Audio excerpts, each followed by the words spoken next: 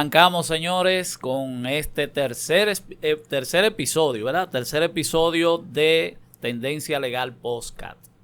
Y hoy vamos a tener un tema súper interesante para los emprendedores, sobre todo la gente que está iniciando en el mundo de los negocios, pero también interesante para la gente que ya está establecida también. Claro que sí. Porque hoy vamos a hablar de impuestos. Samuel, ¿qué tal? No, excelente, hermano, excelente. Este es un tema, yo entiendo que es muy fascinante. Es un tema que todo emprendedor, empresario debe de conocer.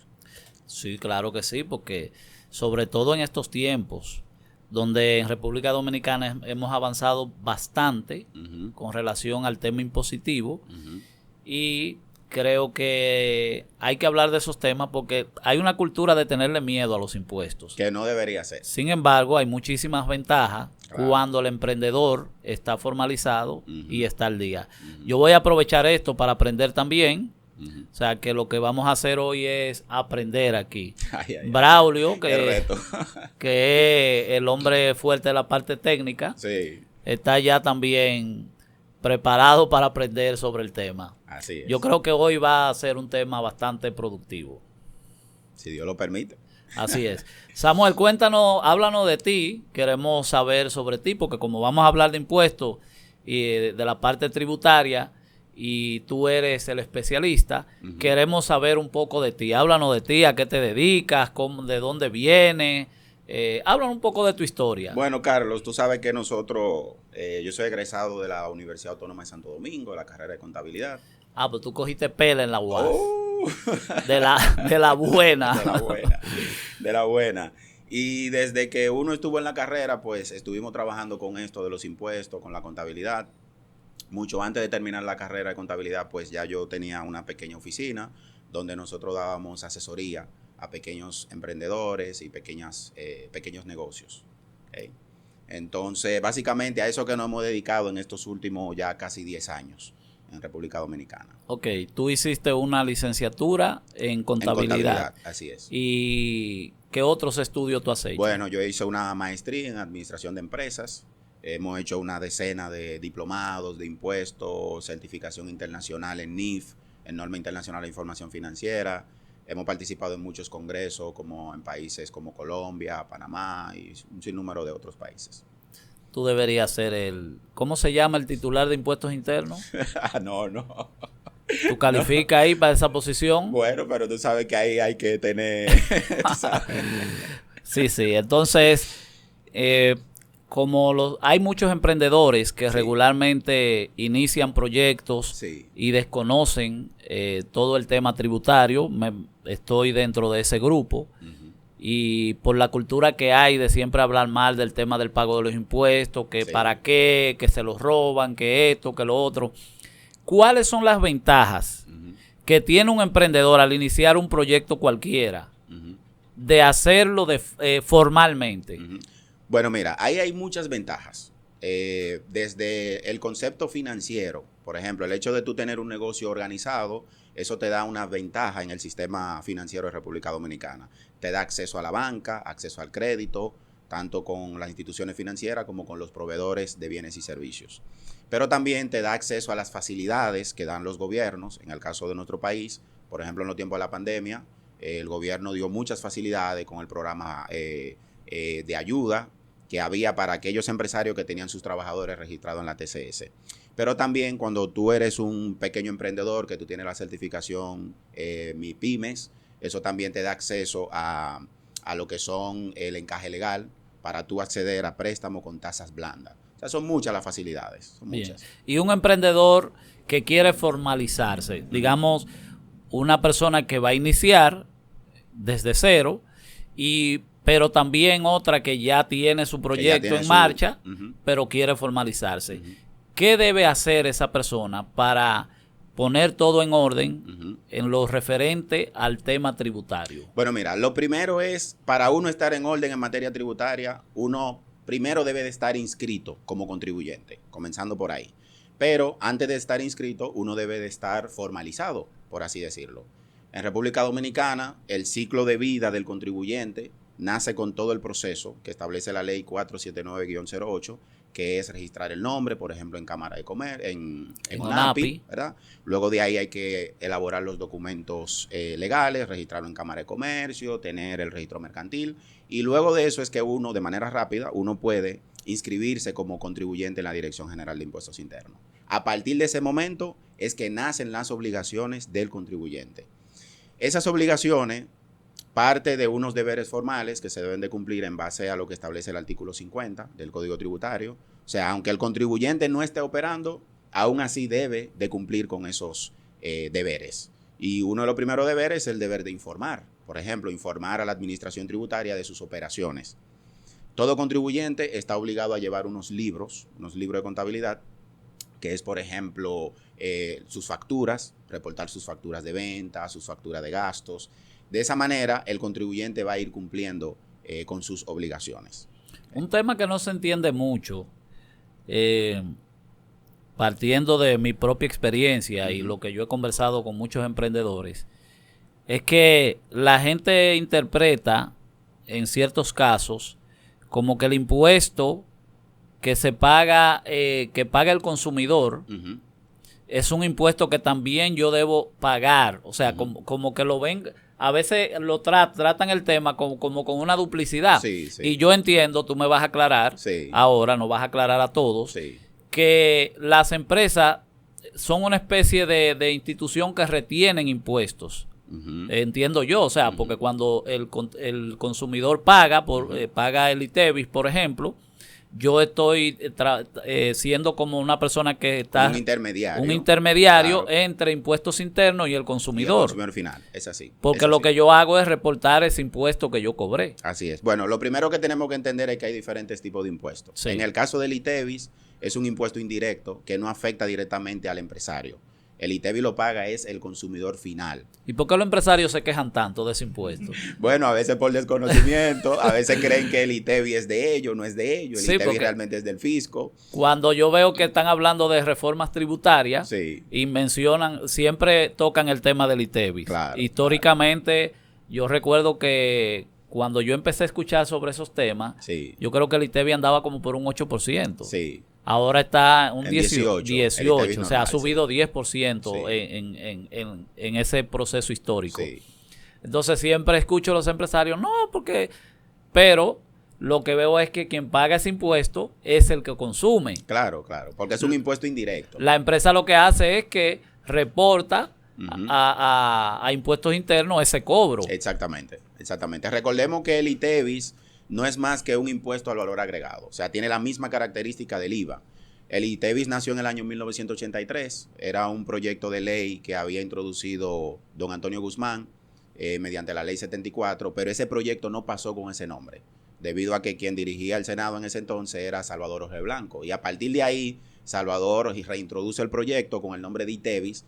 Nace ese ITEVIS, que era sin la S porque no incluía los servicios, era más bien solamente la transferencia de bienes e industrializado, simplemente. Y ya más adelante es que se introducen los servicios. Entonces, el ITEVIS no afecta directamente al empresario. Ahora, el impuesto sobre renta sí, porque es un impuesto directo, el impuesto sobre renta, pero el ITEVIS no. Entonces, yo creo que más es un tema como de capacitación, de educación, de sensibilización, de que el empresario entienda que el ITEVIS no es algo que le afecta a él. Pero para eso hay que tener una organización.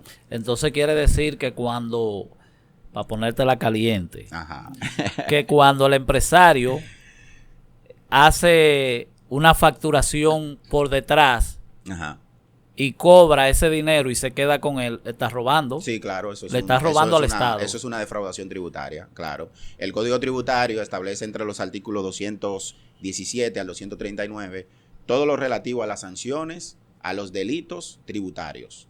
Entonces, el hecho de que un contribuyente falsee la información, eso es una forma de defraudar el sistema tributario. Ok, entonces para no meternos en esos líos. Sí, porque es un tema bien porque son líos feos. Para no meternos en esos problemas, como emprendedores, ¿cuándo se debe declarar? ¿Cada qué tiempo? ¿Cuál es el proceso? Y... ¿qué se requiere para eso? Bueno, mira, lo primero es que hay unas obligaciones que son mensuales. Hay unos envíos que son mensuales y hay unos envíos que son anuales. Los envíos mensuales son aquellos que sirven para informar a la renta de nuestro día a día. Por ejemplo, tenemos lo que es el 606, que es un reporte de remisión de datos, donde vamos a enviar todas las compras, los costos y los gastos, que son deducibles, que están relacionados a nuestro negocio. Eso es una obligación que hay que enviarlo 15 días, más tardar 15 días de cada mes siguiente. O sea, todas las compras que yo tengo, por ejemplo, del mes de abril, yo tengo hasta el 15 de mayo para remitirlo, y así sucesivamente. Pasa lo mismo también con las ventas. Se reporta mediante un reporte llamado 607, que es donde remitimos los envíos, todas las ventas por servicio o por producto. Tenemos el 608. Esas son 3 obligaciones que hay que enviarlo mensualmente a más tardar el día 15 de cada mes. Toda esa información que se remiten en esos formularios se amarran con una declaración jurada que se llama IT1 o la declaración de ITEVIS, para el cual el contribuyente tiene hasta el día 20 de cada mes siguiente para poder remitirlo sin pagar penalidades. Porque una vez que el contribuyente reporta tarde, va a tener que pagar lo que son las penalidades por recargo y por intereses. Y es muy importante que los contribuyentes traten de mantener su información al día para no tener que pagar dinero innecesariamente. Sí, sí. Un aspecto importante es el hecho de que cuando ya el emprendedor se formalizó, ¿verdad? Y tiene una compañía, que lo hablábamos al principio, antes de iniciar, que no está utilizando, se formalizó, tiene esos documentos ahí, tiene estatuto, tiene nombre comercial registrado. Y dura, por ejemplo, 5 años, pero eso no tiene una compañía funcionando, la tiene en carpeta, pero no funcionando. Exacto. ¿Qué obligaciones tributarias tiene esa persona? Mira, ahí las obligaciones que le acabo de mencionar se deben de cumplir para todos los contribuyentes. No importa si tienen operaciones o si no tienen operaciones. Ahora, si no tienen operaciones, deben de hacer los envíos de manera informativa. Para eso, el portal de la Oficina de la Dirección General de Impuestos Internos tiene habilitado una opción de declaraciones en cero. Por ahí usted puede enviar en cero su 606, su 607, su 608, puede enviar su IT1, su IR3, todo eso lo puede declarar en cero. Y no va a generar ningún tipo de pago ni nada por el estilo. Pero a final de año tiene que declarar su IR1 o IR2. Si es una sociedad, tiene que declarar su IR2. Si no tiene operaciones, no va a pagar impuestos sobre la renta per se, pero siempre va a pagar el 1%, el impuesto a los activos, tiene que pagarlo, que es el 1%. Y tiene que pagar lo que es la contribución de residuos sólidos. Si no tiene operaciones, son 500 pesos que hay que pagar todos los años. ¿Okay? Esas son básicamente las obligaciones que tiene un contribuyente si no está operando. Es una forma de darle mantenimiento a su RNC y es obligatorio para todos los contribuyentes. Excelente, excelente. Oye, este tema es muy importante. Claro, claro. Creo que la mayoría de emprendedores deberían tener como formación constante con este tema. Claro que sí. Porque es importantísimo. Claro que sí. Una pregunta importante que quiero hacerte. Tú hablabas al principio del acceso al crédito. Sí. Cuando ya tú está formalizado, se supone que ya la compañía es una persona jurídica. Como se establece legalmente. Exactamente. Entonces, esa persona jurídica, ¿cómo se toma en cuenta en las instituciones financieras? ¿Se toma en cuenta esa persona jurídica o las instituciones financieras también toman en cuenta a los miembros, a los socios de esa institución que ya está formalizada? Es importante saber que aunque es una sociedad jurídica, pero esa sociedad jurídica está respaldado por personas naturales. Sí, por personas físicas. ¿Verdad? Por personas físicas. Entonces, si bien es cierto que las instituciones financieras toman en cuenta el histórico de la sociedad, porque una sociedad está separada de la cartera de los dueños, pero aún así es importante también que los socios o los accionistas tengan una buena experiencia con las instituciones financieras, que tengan buenos créditos. Porque, por ejemplo, si yo voy con una empresa a solicitar un préstamo y de momento yo tengo un mal crédito por detrás o un problema por detrás, al final yo voy a tener problemas. ¿Okay?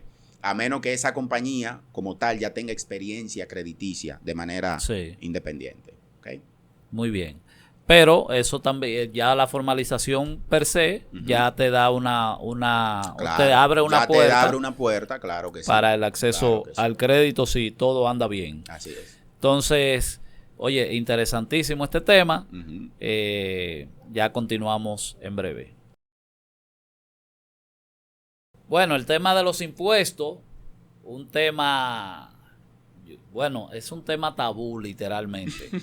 Es un tema tabú, un tema que le mete cuco a los emprendedores, que la gente anda cuando le hablan de impuestos. Sale corriendo. Así mismo, la gente... Y sobre todo porque históricamente la clase política no le ha brindado la confianza suficiente a la gente, a la población, para que crea en el tema impositivo. Entonces, eso crea mucha desinformación sobre el tema. Hablemos un poquito, tú hablaste de deducir impuestos. Sí. ¿A qué hace referencia cuando hablamos de deducir impuestos? Por ejemplo, yo compro una computadora, una PC o una laptop. La compro, me dan comprobante fiscal, ya yo pagué el ITEVI. ¿Cómo funciona eso a la hora de declarar? Bueno, mira, lo primero que tenemos que tratar es el tema de los gastos admitidos o de las deducciones admitidas.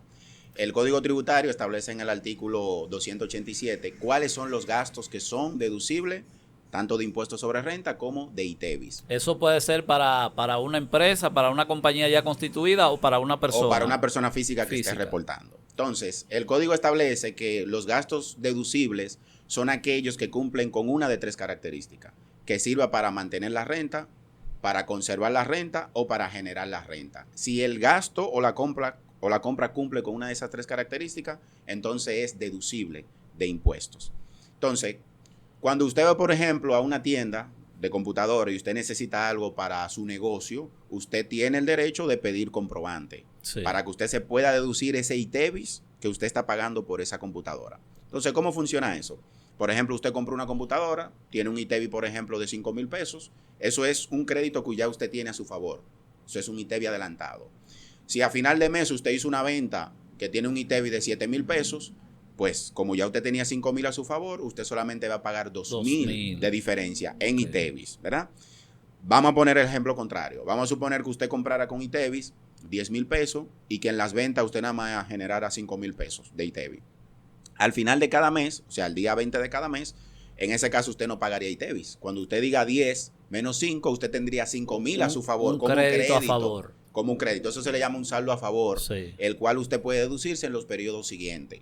No te lo van a devolver, pero te lo tienes un crédito. Lo tienes en tu cuenta corriente. Lo tienes en tu cuenta corriente para deducirte en los periodos subsiguientes. Entonces, eso es en cuanto a deducciones de ITEVIS. Pero eso también tiene deducciones de impuestos sobre renta. Por ejemplo, si a final de año usted vendió 300,000 pesos y usted había gastado 200,000, pues el impuesto sobre renta que tú vas a pagar es en base a la diferencia. O sea, 300 menos 200. En base a 100. En base a 100,000. En base a esos 100, usted pagaría el 27% de impuesto sobre renta. Explícanos un poquito el tema del impuesto sobre la renta. ¿Cuál es el concepto de impuesto sobre la renta? ¿En qué casos hay que pagarlo? Porque tengo entendido que, por ejemplo, en el caso de los sueldos, hay un tope. Sí, hay un tope. Hasta donde yo no pago impuestos sobre la renta. Y desde dónde debo empezar a pagar. Claro, mira, cuando hablamos de sociedades, el impuesto sobre renta se paga en base a la ganancia. Como te comento, si tú tuviste una ganancia de 100,000, tú vas a pagar 27% de esos 100,000. Así se calcula. Ya cuando es de persona física, hay unas escalas de un 15, 20 y 25%. Y hay lo que es una exención contributiva. Por ejemplo, una persona que gane mensualmente 30,000 pesos no va a pagar impuestos sobre renta. Ahora, si ya gana por encima de los 35, entonces todos los meses su empleador le va a hacer la retención que corresponda, lo va a ingresar al fisco y a final de año tampoco tendría que pagar impuestos sobre renta. Muy bien. Ese tema interesante. Eso aclara muchas dudas. Hay otro tema que a nosotros los emprendedores nos preocupa y sobre todo veo siempre que los empresarios también se están quejando con el tema de la tesorería. Sí, el tema de la tesorería, que inmediatamente tú te formalizas, te dan, por ejemplo, la Cámara de Comercio a través de Formalízate. Si tú vas a registrar una SRL, te sale todo eso, te mandan, te registran en la tesorería, etcétera, etcétera. Pero la gente a veces pregunta, ¿pero cuánto que yo debo pagar por un empleado ¿Cuánto que me van a cobrar? ¿Cuáles son las ventajas de estar en la tesorería? Sí. Porque siempre vemos la cantidad de dinero, pero se supone que si me están cobrando algo, algunas ventajas tienes tú como emprendedor. Evidentemente. Mira, lo primero que tenemos que saber es que si usted constituyó la empresa y todavía no tiene empleado contratado, aunque usted esté registrado en la tesorería, no tiene ninguna obligación. No tiene que pagar nada. No tiene que pagar nada. Ahora, tan pronto usted ingresa a un empleado a la tesorería, ya sí comienzan a generar los famosos pasivos laborales, que de lo cual se quejan tanto los empresarios. Sí. Pero a pesar de que se quejan, siempre es bueno tener a los empleados en la tesorería por el tema del seguro. Imagínese usted tener un empleado sin seguro y que ese empleado, ni Dios lo permita, sufra algún accidente. Pues ya usted sabe qué significa eso, es una demanda. Sí. Entonces, tan pronto usted ingresa a esa persona a la tesorería, ya va a tener su seguro de salud, su aporte, su fondo de pensión y va a tener su riesgo laboral, su seguro de riesgo laboral. Entonces, ¿qué es lo que se paga? Por un lado, al empleado hay que hacerle unas retenciones. Hay que retenerle un 3.03% y un 2.87%. Esas son retenciones que lo paga el empleado. Eso es como un 6%. Eso es un 5.91%. Aparte de, en base a su sueldo. En base a su sueldo. En base a su claro. sueldo. Pero en base a ese sueldo también, el empleador paga unas contribuciones. Tiene que pagar un 7.09%, un 7.10%, que son para el seguro de familiar de salud y para el aporte a fondo de pensión. Es un 14%. Todavía. Y tiene que también pagar el 1% del riesgo laboral. El riesgo laboral va entre un 1 a 1.10 aproximadamente, dependiendo del nivel de riesgo que tenga la empresa. Por ejemplo, una oficina de contadores o una persona trabajando aquí no tiene ningún riesgo. Entonces el riesgo mínimo es un 1%. Pero si es una persona que trabaja en una empresa de transporte o una empresa química, donde hay un nivel de riesgo más alto, entonces el porcentaje es un poquitico más. Pero también el empleador tiene que pagar el 1% del Infotep, que es el aporte que uno hace a lo que es el Instituto Nacional de Formación Técnico Profesional, para que esos empleados tengan acceso a capacitarse a través del Infotep. Y el mismo empleador puede solicitar el Infotep, que venga un inspector, por ejemplo, para que haga un estudio de necesidades de capacitación laboral, para ver qué es lo que necesitan sus empleados para poder mejorar el rendimiento. O sea, que hay muchos beneficios. Y esa capacitación la puede ofrecer el Infotep dentro del área empresarial, si tiene, qué sé yo, salones. Sí, claro. Si tiene las condiciones, pues dentro del área empresarial. O en una área que pueda alquilar la empresa. Exactamente. Etcétera. O puede mandar a su personal directamente a uno de los COS del Infotep también. Muy bien. Claro interesante. Sí. Claro que sí. Bueno, aquí hay mucha información, hay mucha tela de dónde cortar, claro. Bastante. Y está la tesorería, está el tema de los impuestos, pero queremos saber, Samuel, si una persona que escuche este conversatorio, este podcast, quiere tus servicios o los servicios de tu empresa, cómo se llama tu empresa, dónde está ubicada, qué tipo de servicio ofrece, y que también tú le digas a la gente, bueno, miren, no le tengan miedo al tema de los impuestos. No, es que los impuestos no son malos, señores, sí. Todo lo contrario. Todo el que tenga una empresa que quiera crecer, necesariamente tiene que pagar impuestos. Así es. Esa es una de las maneras de usted decirle al sistema que sí va bien las cosas. Mira, nosotros estamos en redes sociales, estamos como Dini Castillo y Asociado, como firma de contadores, y estamos también como Cage Group SRL. Ahí nosotros damos todo lo que son asesoría, damos acompañamiento técnico a pequeños empresarios, sí. Consulta totalmente gratuita, pero también tenemos una unidad de capacitación para que aquellos empresarios que quieran saber más del tema de impuestos puedan tomarse su taller de ITEVI, su taller de TCS, su taller de impuestos sobre renta, para que vean que realmente el tema de los impuestos no es tan malo como lo pintan allá afuera. Sí. Ustedes venden sistemas también. Sí, también vendemos sistemas. Que tienen que ver con el tema de las ventas, con la contabilidad tributaria.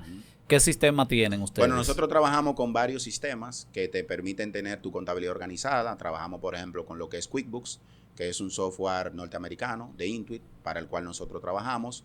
En un sistema como ese, usted puede tener su contabilidad al día, o sea, sus facturaciones, cotizaciones, cuenta por cobrar, por pagar y demás. Trabajamos con puntos de venta para diferentes tipos de empresas, donde pueden generar sus libros de venta, sus 606, sus 607 y demás. Tú me has hablado en los momentos que hemos conversado sobre estados financieros. ¿Qué son los estados financieros? ¿Qué te permiten? ¿Qué ventaja te dan? ¿Cuál es la idea que se busca a la hora de tener estados financieros? Bueno, mira, los estados financieros es algo que yo digo que todo dueño de negocio debería de tener por lo menos una idea básica de qué se trata. Porque los estados financieros son como dentro del cuerpo humano, como el esqueleto mismo. Que si no lo tenemos bien, no vamos a funcionar bien. Entonces, los estados financieros son una serie de reportes que nos permiten tener la información fidedigna del negocio, de cómo vamos. Dentro de esos estados, por ejemplo, tenemos el estado de resultados, que es el que nos informa cómo van los ingresos, cómo van los costos y cómo van los gastos. Y por consiguiente, cuánto estamos ganando. Solo podemos tirar por mes, lo podemos tirar por año. También tenemos otro estado, que es el estado de situación o balance general, que es el que informa cuál es la situación a un momento dado que tiene la empresa. Cuánto está su banco, cuánto tienen cuenta por cobrar, cuenta por pagar, inventario, capital. Todos los inversionistas, por ejemplo, que van a comprar una compañía o quieren invertir en una empresa, siempre necesitan ese tipo de estado. Pero también cuando usted va a solicitar un préstamo, usted tiene que proveer esos estados al banco, necesariamente. Hay otros estados que son también primarios o básicos, por ejemplo, como el estado de flujo de efectivo, que le dice al dueño de negocio cuál es el comportamiento de su dinero. Porque a veces uno le prepara un estado a un dueño de empresa y le dice, mira, en este año te ganaste 2 millones de pesos. Y lo primero que el dueño te dice es que ¿dónde están los 2 millones? Porque no lo tiene ni en el banco, ni lo tiene en su bolsillo. ¿Verdad? Porque el estado de resultados simplemente te dice lo que te ganaste. Sí. Ahora, el estado de flujo de efectivo... Las utilidades brutas te da. No, y la utilidad neta también. Claro, y la neta. Pero el estado de flujo de efectivo te dice a dónde fue a parar ese dinero. Por ejemplo, si de esos 2 millones tú tomaste y pagaste la compra de un vehículo, pues eso no pasa en el estado de resultados, pasa en el estado de situación. Entonces, por eso es que a veces los dueños de empresas no creen si realmente se lo están ganando. Sí. Por eso que cuando el contador va a preparar sus estados, tiene que proveer el flujo de efectivo, que es el que da la idea de dónde está el dinero paralizado. Y en tema de educación, tengo entendido que ustedes tienen una academia también. Claro que sí. Que tiene varios programas educativos que tienen que ver con contabilidad, temas tributarios. Háblanos un poco sobre eso. Bueno, nosotros tenemos una academia que se llama Adofitec, que es una academia de formación integral donde nosotros damos contabilidad, impuestos, auditoría, Excel y un sinnúmero de más capacitaciones. Ahí los empresarios, emprendedores tienen talleres desde contabilidad para administradores, por ejemplo, porque a veces usted pone un negocio, vamos a poner un salón de belleza, pero resulta que la dueña del salón no tiene ninguna idea de qué es la contabilidad. Entonces, una contabilidad para administradores le enseña cómo administrar un salón de belleza. Por ejemplo, un dueño de taller o un dueño de una panadería, por ejemplo. Tenemos talleres, por ejemplo, de Excel básicos también. Todo dueño de negocio debería mínimamente saber manejar un poco el paquete de oficina para poder generar sus propios cálculos. Y así, tenemos talleres de todos los tipos realmente. A veces yo he conversado con gente que tiene negocios, qué sé yo, un ventorrillo, un colmado, venden té en una esquina, pero me doy cuenta que ni siquiera saben lo que es ingreso y lo que es egresos. Eso es así. En términos llanos, lo que es entrada y salida, ni siquiera un control de eso llevan. Pero también no definen entre lo que es el capital inicial de un negocio, las utilidades, no definen nada. No, nada de eso. Entonces, vemos un grupo de emprendedores que son personas muy trabajadoras, muy laboriosas, tienen muchos deseos de echar para adelante, pero no manejan esa parte. Entonces, ellos venden, por ejemplo, 1,000 pesos en el día y entendieron que se ganaron 1,000 pesos. Que no debería ser así. Yo he conversado con muchísima gente y me dicen, no, mi negocio me genera 1,000 pesos todos los días. O sea, entienden que la venta del día son sus ganancias. Y no debe ser así. Entonces, qué bueno que tú hablas de formación, porque tomarse un cursito de esto te va a ayudar, un taller, un curso, un diplomado, te va a ayudar a tener esos conceptos básicos que te van a abrir puertas en el tema del emprendimiento, literalmente. Claro. Yo me he encontrado con gente que tienen negocios que tienen ventas sobre los 20,000 pesos todos los días, diario. Claro, pero cualquier frutero que tú veas en la calle. Claro, pero no manejan esos conceptos. No. Y a veces han tenido problemas en sus negocios simplemente por no diferenciar entre capital y utilidades. Exactamente. O lo que es ingreso y costos. Exactamente. Y costos, porque siempre tenemos que entender el concepto de costo para saber realmente lo que estamos ganando. Por ejemplo, si yo tengo un puesto de fruta y yo vendí en el día 20,000 pesos, pues yo tengo que saber de eso que yo vendí, cuáles fueron mis costos. Cada guineo, ¿a cuánto me costaron? Sí. Si yo vendí 20 y la compra de eso me significó 15, pues yo lo que me gané fueron 5. Sí. Ahora bien, de esos 5 no son ganancia neta, porque hay unos gastos, por ejemplo, el gasto del combustible, las aguas que yo pude gastar para tomarme en el día. Todo eso son gastos que tenemos que también deducir de la utilidad bruta para saber si realmente estamos ganando o no. Incluso, por ejemplo, en esos productos de mercado,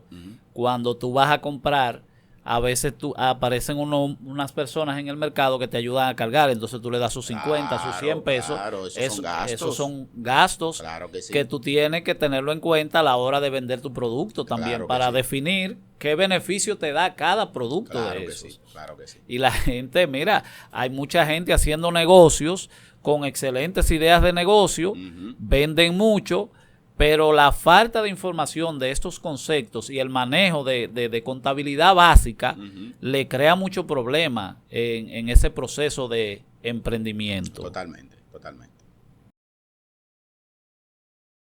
Para finalizar, este tema tan interesante, es un tema bastante amplio, sí, creo que en otro momento tenemos que hacer un episodio para seguir hablando sobre el mismo. Claro. Pero es interesante saber qué se puede hacer a través de la oficina virtual de la DGI, porque mucha gente se traslada a las oficinas. Claro. Pero tengo entendido que por ahí se pueden hacer muchísimas cosas. Para que nos explique un poco qué podemos hacer a través de ahí, qué no podemos hacer. Mira, Carlos, ahí nosotros podemos hacer prácticamente todo. Desde el nacimiento mismo del contribuyente, por ejemplo, para tú solicitar la inscripción al Registro Nacional del Contribuyente, todo eso se puede hacer por ahí. O sea, no hay que ir a la oficina, a una administración local física. Además de eso, los envíos mensuales, por ejemplo, el 606, 607, 608, el IT1, todo eso lo podemos remitir directamente a través de nuestra oficina virtual. Los impuestos, si nos dan a pagar en algún mes, por ejemplo, si me da a pagar un ITEVI o alguna retención que yo le hice a un proveedor, nos va a generar una autorización de pago y con esa autorización de pago nosotros podemos pagar vía cualquier banco, Banreserva, Asociación Popular, por cualquier banco podemos pagar nuestros impuestos. O sea que no tenemos que trasladarnos directamente a una administración incluso local. El pago, si la persona tiene internet banking y se maneja con ese tema, pues lo puede hacer sí, es correcto, a través del internet banking. Es correcto, prácticamente todo lo podemos hacer por allí. Pero también, en caso de que haya alguna situación, la misma Dirección General de Impuestos Internos puede notificarnos a través de la misma oficina virtual. O sea que ya ellos no nos van a mandar una notificación vía alguacil a la oficina física de nosotros, no, sino que por ahí mismo nos llegan las notificaciones, nosotros podemos abrirlo. Hay diferentes tipos de notificaciones. Por ejemplo, si llegó su tiempo de presentar y usted no presentó, pues le va a llegar una notificación de omiso.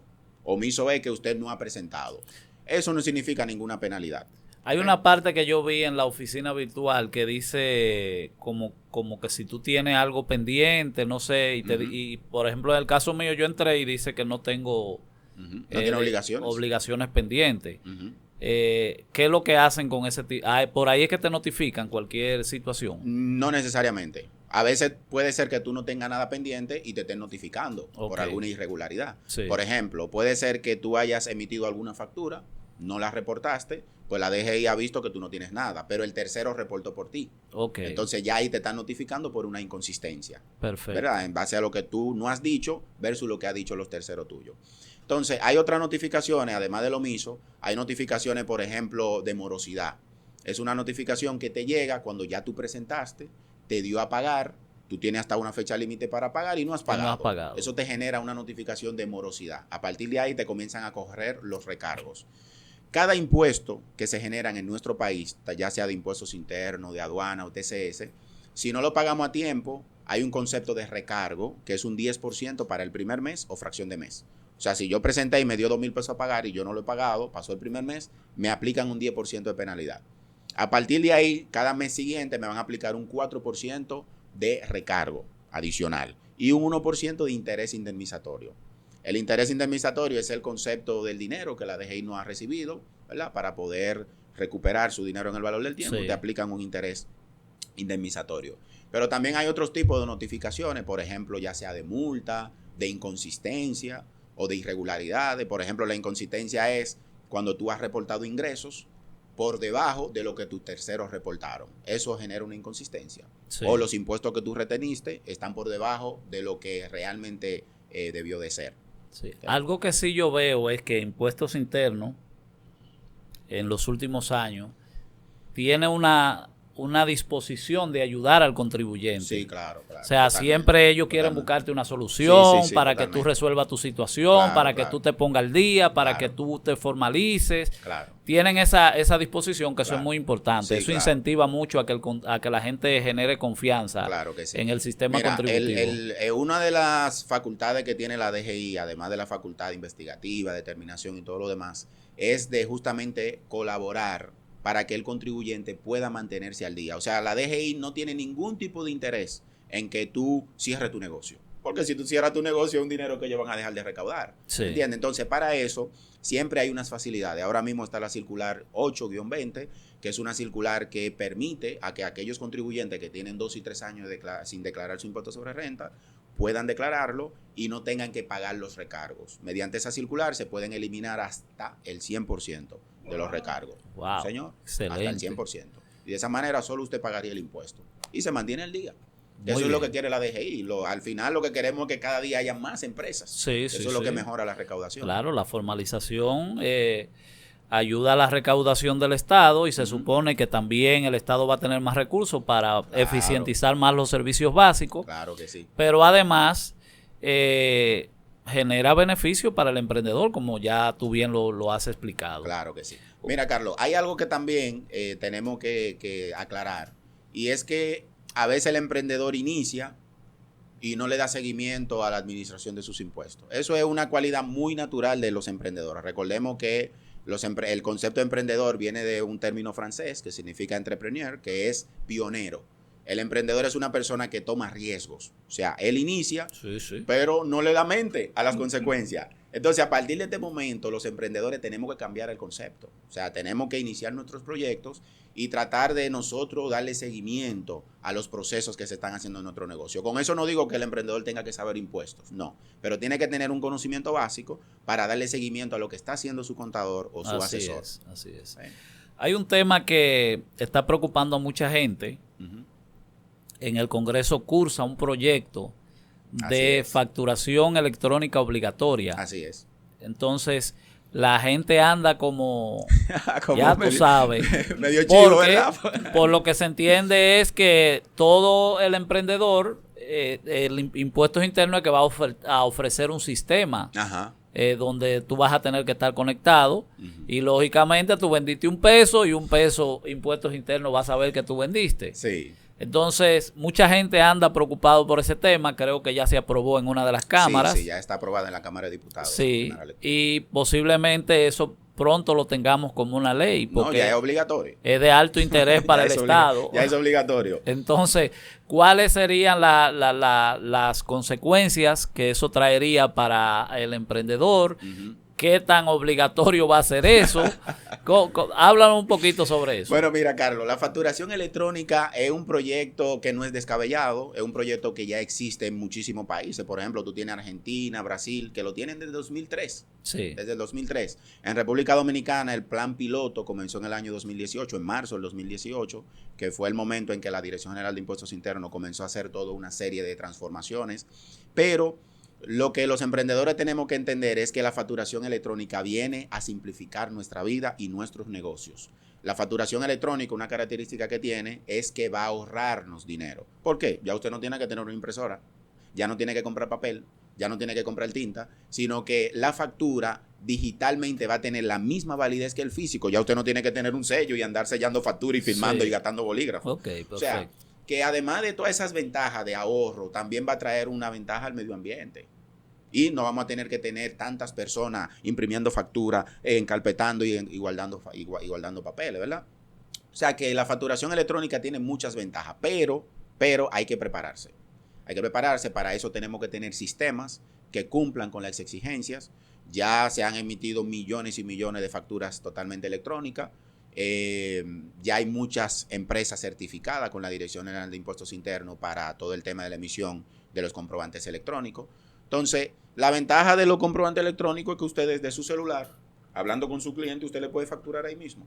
Muy bien. No tiene que imprimir. Excelente. Y esa factura le va a llegar directamente a la Dirección General de Impuestos Internos. Eso me gusta, eso me gusta. O sea que vamos a tener un ahorro de proceso, de materiales y un sinnúmero más de cosas. Sí, y más transparencia. Y va automático, claro, porque al final lo que se busca es la automatización de los procesos administrativos. Samuel, si alguien quiere de tu servicio, de los servicios de tu empresa, algún emprendedor que quiera iniciar, que quiera formalizar una compañía, ¿cómo se comunican contigo? Bueno, mira, nosotros tenemos, además de las redes sociales, tenemos Instagram, tenemos Facebook, Dini Castillo y Asociados. Tenemos nuestro WhatsApp corporativo 849-401-9898. Por ahí nosotros le damos asesoría técnica a los emprendedores.